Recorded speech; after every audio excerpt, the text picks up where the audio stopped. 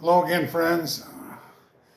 This is just a little short video. I want to finish up on part 2 of my little series on what direction our country is heading.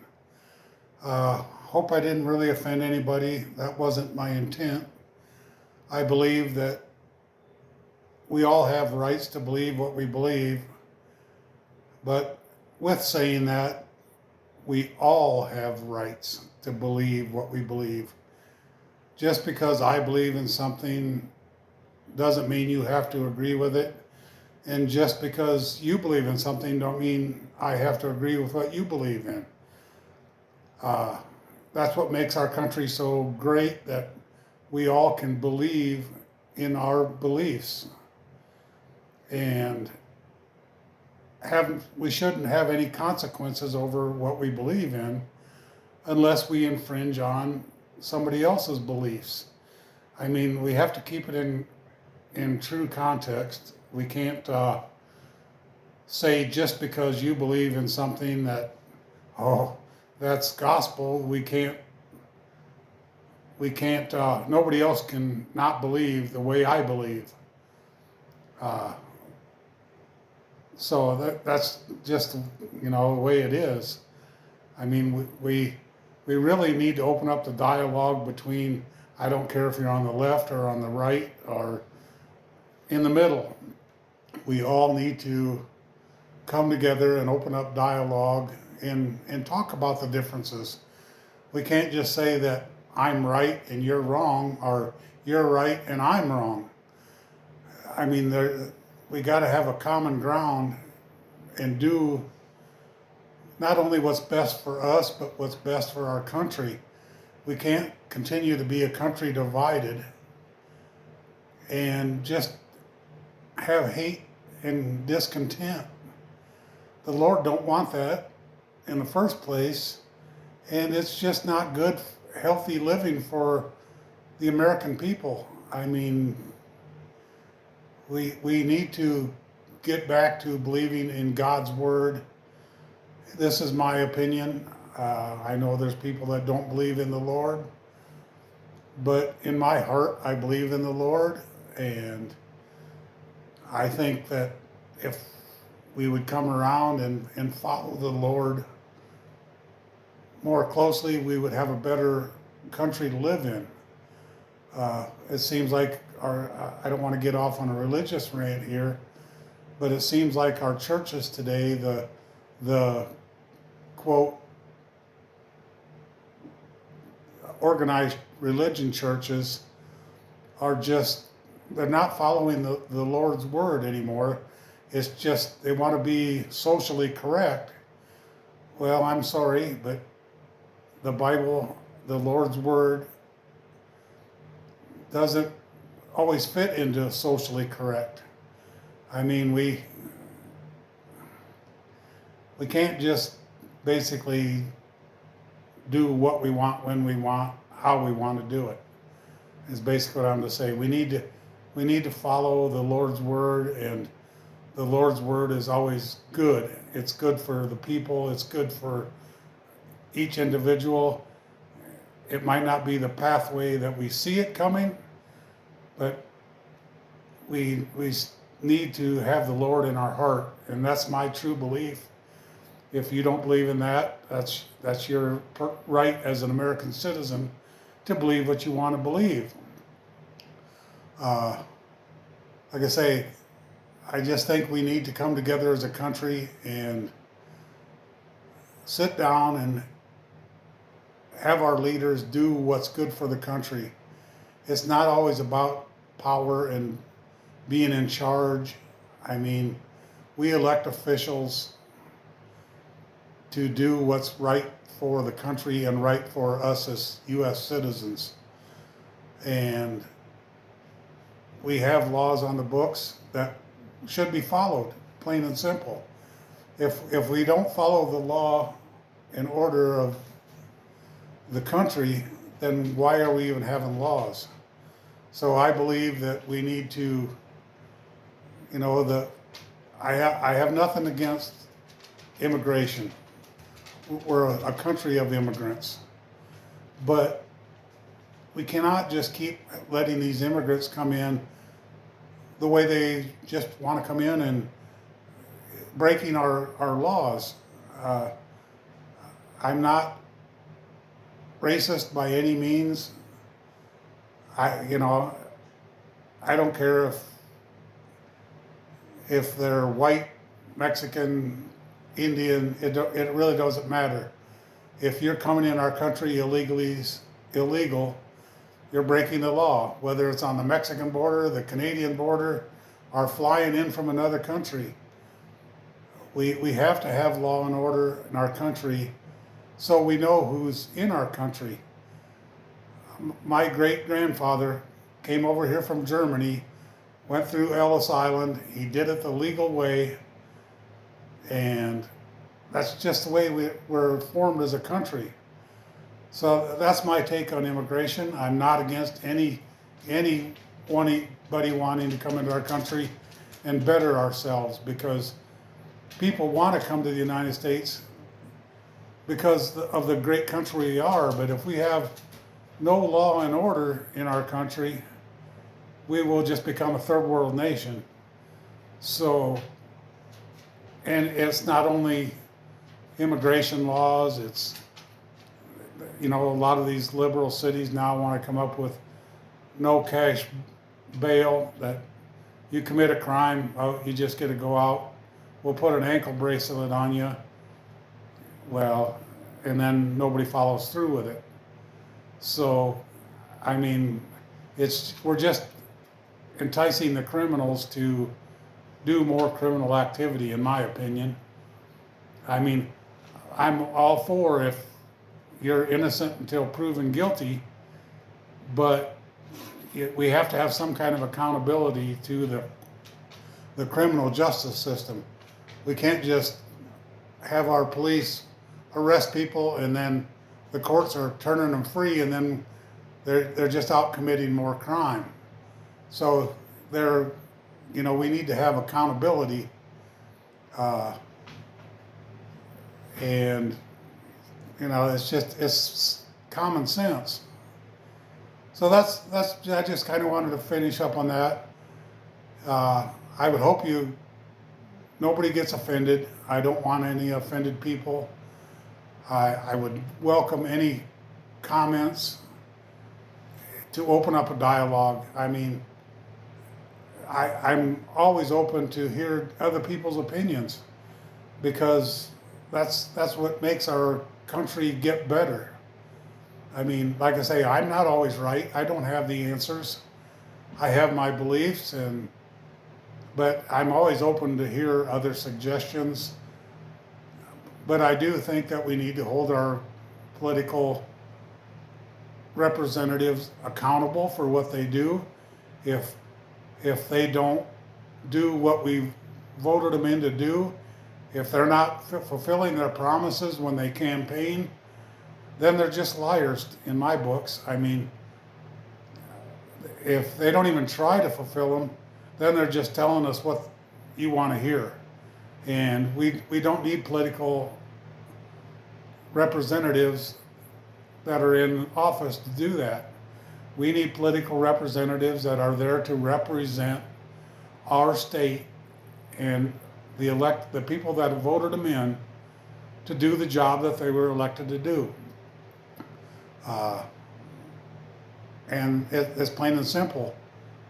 I don't agree with our president and his cabinet right now, but I still respect him as our president, whether I agree with him or not. And that's why we need to go out and vote, because then we can voice our opinion. Some people like what he's doing. The majority don't like what he's doing. And I just feel that we need to get our country on the right track again. I did vote for Trump. Doesn't mean that I'm a ever Trumper. I mean, I'm open, and I don't vote for somebody just because who they are. I vote on what they represent, and I do the best that I can to search and try to find as much information on the candidates that I can. I have voted Democrat in my life. Actually, I started voting in 1976, and I was a Democrat for years. But right now, I feel our Democratic Party is just way too far to the left. Sometimes some of our Republican people get way too far to the right, and that's where we need to get checks and balances. So I beg of you to research your representatives and congressmen and your political, whether right down to local offices. We need to get people in that are doing the best they can do for the voters.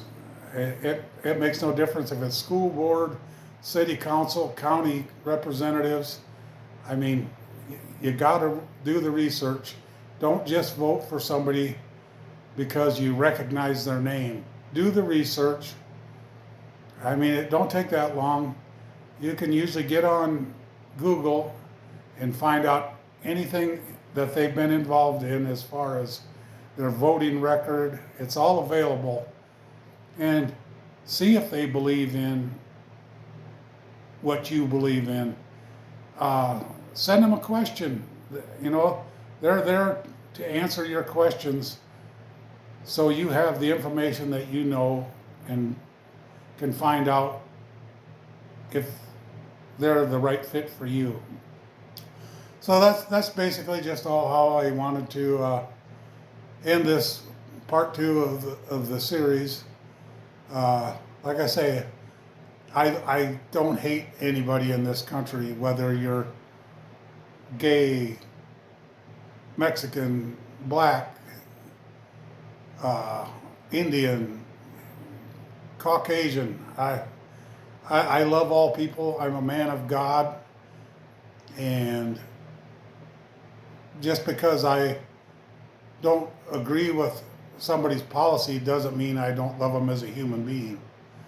I mean, if we all agreed with everybody, it would be a pretty boring world, and nothing would change. We would just we're all gonna agree, and that's just the way it is. So yeah, we need to really think, and like I say, open the dialogue. I know I'm kind of repeating myself, but it's just very important that we stop fighting with each other and start